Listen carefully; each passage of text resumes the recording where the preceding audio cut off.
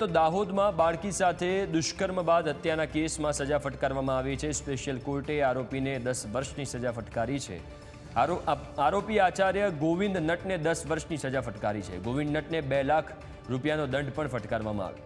દાહોદમાં 6 વર્ષની બાળકીની દુષ્કર્મ બાદ હત્યા કરવામાં આવી હતી। આ સમગ્ર કેસમાં પોલીસ તપાસ પર ગંભીર સવાલો ઉઠ્યા છે। દુષ્કર્મ અને હત્યા તેમજ પોક્સો જેવી ગંભીર કલમો છોડવામાં આવી હોવાનો વકીલે આક્ષેપ કર્યો છે।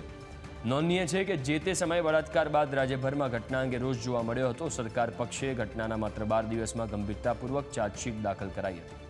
150 સાક્ષી સહિતની બાબતોનો સમાવેશ કરીને રાજ્ય સરકાર તરફથી કડક કાર્યવાહી કરાઈ હતી। 31 સાક્ષી સરકાર પક્ષે તપાસ્યા।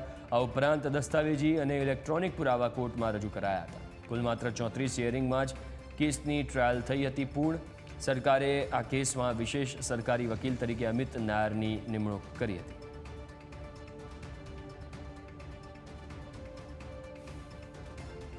જોતા દુષ્કર્મનો કેસ જ નહોતો, એટલા માટે અમે આ બ્રીફ લીધેલી હતી અને આ બ્રીફ લીધા પછી આજે મને સંતોષ થાય છે કે નામદાર કોર્ટે અમારી વાત માની કે ભાઈ આની સામે દુષ્કર્મ નથી। એક માણસની સામે કોઈ પ્રિન્સિપાલ છે, ફેમિલીવાળો માણસ છે, એની સામે દુષ્કર્મની ખોટી કલમ લગાવો, એના આખા પરિવાર પર બહુ મોટી અસર પડે। એટલે આ કેસની અંદર પોલીસની ધરોહર નિષ્ફળતા છે અને સાબિત કરવામાં નિષ્ફળ ગઈ। સજા કરી છે 105(2) BNS।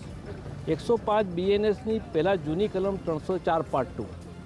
કોઈ માણસને નિષ્કાળજીથી કોઈ મૃત્યુ થઈ જાય તો એ આરોપીને નામદાર કોર્ટ 302માંથી કન્વર્ટ કરીને 304 પાર્ટ 2 કરતી હતી મુજબ 105(2)માં આજે સજા કરી છે। જે સજા 10 વર્ષની વધુમાં વધુ જે મેક્સિમમ એ કરી છે અને 2 લાખ દંડ કર્યો છે।